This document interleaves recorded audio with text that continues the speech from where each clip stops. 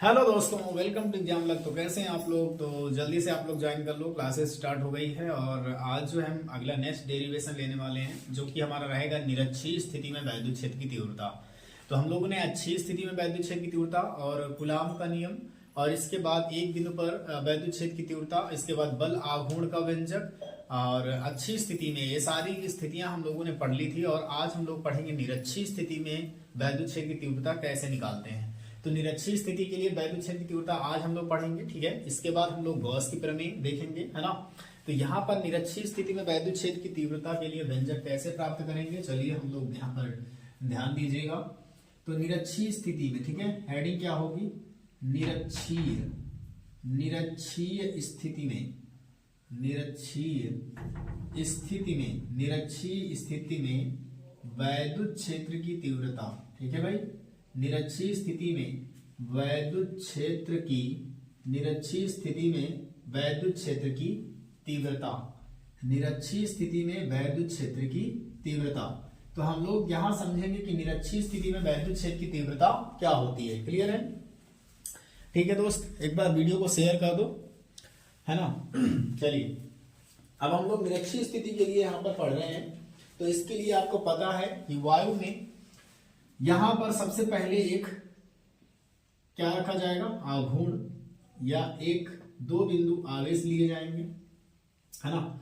और इससे कुछ यहां पर वायु बिंदु पर स्मॉल r दूरी से बिंदु P पर वायु में एक बिंदु रखा जाएगा, ठीक है, जहां पर हमको तीव्रता निकालनी होगी। और इसी के यहां से इर्द गिर्द एक त्रिभुज का निर्माण कर लेंगे, ठीक है भाई।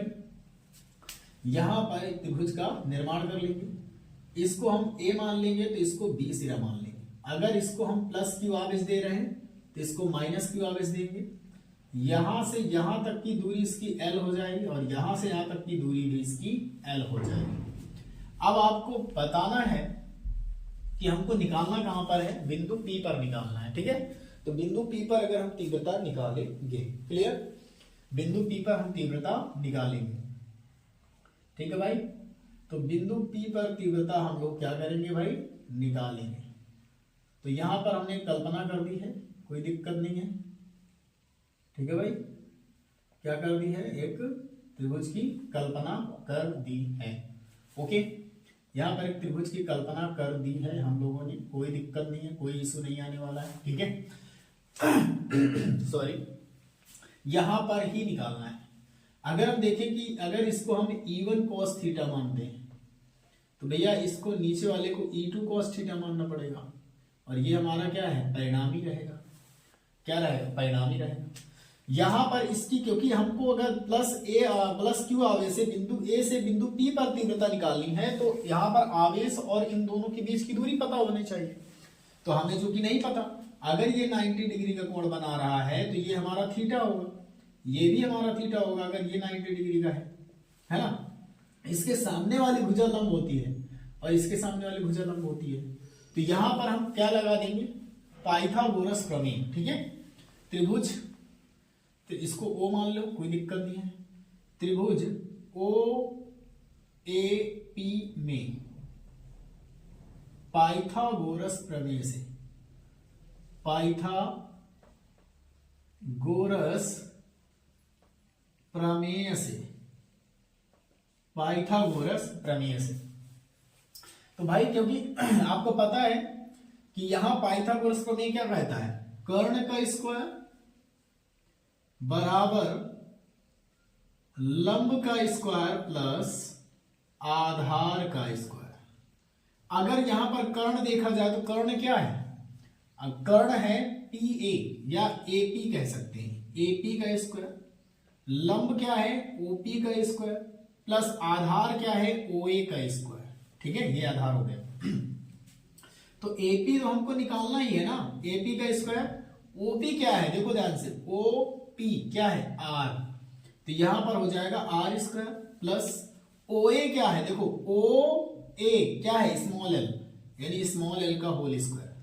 तो AP आएगा, ये स्क्वायर उधर जाएगा तो रूट लग जाएगा इसमें, अंडर रूट पे R स्क्वायर प्लस में L स्क्वायर। यानी AP निकल आया। अब आपको पता है जो ये AP है और यहां पर जो BP है ये दोनों समांतर है, तो AP बराबर किसके हो जाएगा, BP के, और ये दोनों किसके बराबर होंगे, इस दूरी के, √r² प्लस में l²। यानी ये दूरी हमको निकल के आ गई √r² प्लस में l²। तो ये दूरी और ये दूरी सेम हो गई, कोई दिक्कत नहीं है, कोई इशू नहीं है। यहां तक आपको क्लियर हुआ भाई, जल्दी बताओ। यहां तक तो आपका डाउट क्लियर हो गया होगा, कोई इशू नहीं आ रहा होगा। ओके, अब आपको इसमें अप्लाई करना है। तो हम प्लस क्यू आवेश के कारण, प्लस क्यू आवेश के कारण, प्लस क्यू आवेश के कारण बिंदु P पर तीव्रता तो क्या हो जाएगा, E1 है ना, क्या हो जाएगा, कुछ दिक्कत तो नहीं आ रही, नहीं कोई दिक्कत नहीं। तो यहां पर E1 इज इक्वल क्या हो जाएगा, 1/4πε0 के Q अपान दूरी क्या है, √r² प्लस l² का होल स्क्वायर, रूट और स्क्वायर दोनों हट जाएगा। तो E1 इक्वल क्या हो जाएगा, 1/4πε0 के Q अपान रूट हटा, स्क्वायर हटा, r² and l²। Equation number first. अब इसके बाद हम माइनस क्यू आवेश के कारण निकालेंगे। तो माइनस क्यू आवेश के कारण, तो माइनस क्यू आवेश के कारण बिंदु P पर तीव्रता। अब जब माइनस क्यू आवेश के कारण हम निकाल रहे हैं तो यहां पर E2 हो जाएगा, E2 बराबर 1/4πε0 के Q अपान, अब देखो फिर से दूरी सेम है, तो √r² प्लस l² का होल स्क्वायर। तो यहां पर हमारे पास E2 की वैल्यू क्या आ जाएगी, 1/4πε0 के Q अपान ब्रैकेट पे r² प्लस l², क्योंकि स्क्वायर और रूट दोनों साथ में हटते हैं। ऑलरेडी इक्वेशन नंबर इसको हम सेकंड मान लेंगे। भाई यहां तक क्लियर है, कोई दिक्कत नहीं है। प्लस क्यू आवेश के कारण लगा दो बिंदु P पर, तो ये आ जाएगा। माइनस क्यू आवेश के कारण लगा दो बिंदु P पर, तो ये प्राप्त हो जाएगा। यानी दोनों सेम प्राप्त होंगे, कोई इशू नहीं है ना, दोनों क्या होंगे, सेम प्राप्त हो जाएंगे। अब हमको क्या करना है, परिणामी तीव्रता निकालनी है। तो भैया इतना आपको स्क्रीनशॉट लेना पड़ेगा, क्योंकि हमको जगह भी पर्याप्त चाहिए, स्पेस चाहिए, है ना, तभी तो हम समझा पाएंगे। इसका स्क्रीनशॉट लेना पड़ेगा, ठीक है, इसका स्क्रीनशॉट ले लो जल्दी से। ओके भाई, चलो ले लिया, क्लियर। चलो आगे चलते हैं, है ना, आगे चलते हैं। इतना समझ में आ गया होगा, कोई इशू नहीं आया होगा यहाँ पर। अब हमने जो किया है उसको हम आगे बढ़ाते हैं। इक्वेशन फर्स्ट एंड सेकेंड तक हमने कर लिया है, कोई हमारी प्रॉब्लम नहीं है, ठीक है। अब अगर हम परिणामी की बात करें तो हम यहाँ पर समीकरण और दो जो आया हम यहाँ लिख देते हैं। यानी E1 इज इक्वल क्या आ गया है, 1/4πε0 के Q अपान r² plus l²। Equation first आया, और E2 की वैल्यू भी सेम आई है, 1/4πε0 के Q अपान ब्रैकेट में r² plus l²। Equation number second, यही दोनों आए थे। अब परिणामी निकालना है। तो भैया जो परिणामी होता है, परिणामी जो तीव्रता होती है ना, वो आपको पता है कि E बराबर क्या होता है, E1 cos थीटा प्लस में E2 cos थीटा। ये दोनों आपस में जुड़ जाएंगे। क्यों, क्योंकि परिणामी E1 और E2 आपस में जुड़ जाते हैं, यही परिणामी है, ठीक है भाई, यही क्या है, परिणामी है। अब हमको cos थीटा चाहिए, क्योंकि यहां पर तो हमें E बराबर दिया है, आपको पता है cos थीटा कॉमन हो जाएगा, तो E1 प्लस में E2 ये सेम जुड़ जाएंगे और cos थीटा बाहर हो जाएगा। तो हमको cos थीटा की जरूरत पड़ेगी ना, तो हम ये त्रिभुज यूज करेंगे cos थीटा के लिए। तो cos थीटा बराबर क्या होता है, लाल बटे कक्का, याद है ना, लाल बटे कक्का। देखो आधार बटे कर्ण, इसका मतलब ये साइन, ये कॉस, ये टेन। तो साइन कॉस, कॉस मतलब आधार बटे कर्ण, यानी आधार क्या है, आधार ये l है, और कर्ण क्या है, ये दूरी √r² प्लस में l²। तो cos थीटा का मान निकला है, कोई दिक्कत नहीं, रख दो इस पे। तो E बराबर E1 की वैल्यू और E2 की वैल्यू सेम है। जब दो चीज सेम आ जाती है तो आपस में जुड़ जाती है, इसीलिए 1/4πε0 के यहाँ पर क्योंकि E1 और E2 सेम है, इक्वल है, इसीलिए यहाँ पर 2q/r² प्लस l² हो जाएगा, है ना। मल्टीप्लाई cos थीटा की वैल्यू l/√, इसको हम लिख सकते हैं r² × l² की पावर 1/2।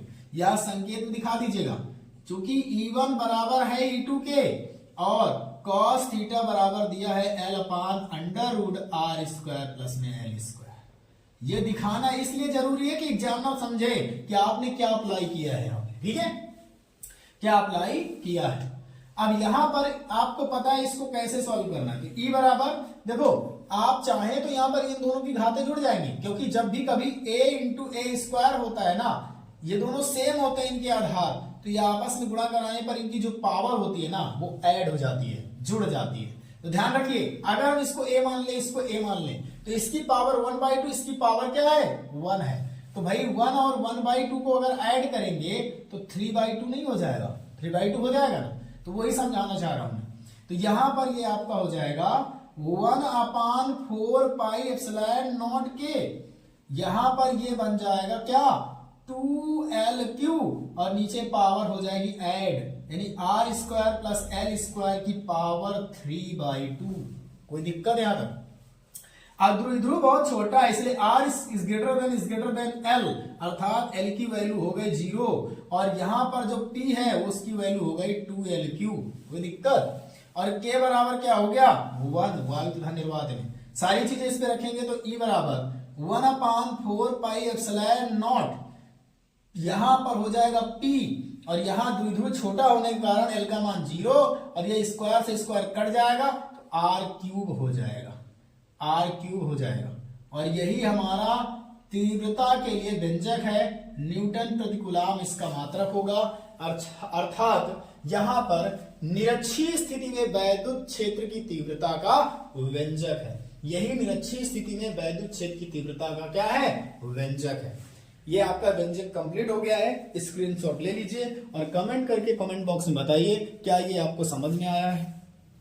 ठीक है, आपको पूरी तरह से समझ में आ गया होगा, और अगर नहीं आया समझ में तो आप बिल्कुल कमेंट बॉक्स में बताइएगा, ठीक है, आपको दोबारा समझा दिया जाएगा और इसका स्क्रीनशॉट रखिए, है ना। और अगर नहीं आया तो आप इस वीडियो को दोबारा से देख लीजिएगा, इसको चाहे स्लो मोशन में करके देख लीजिएगा, है ना।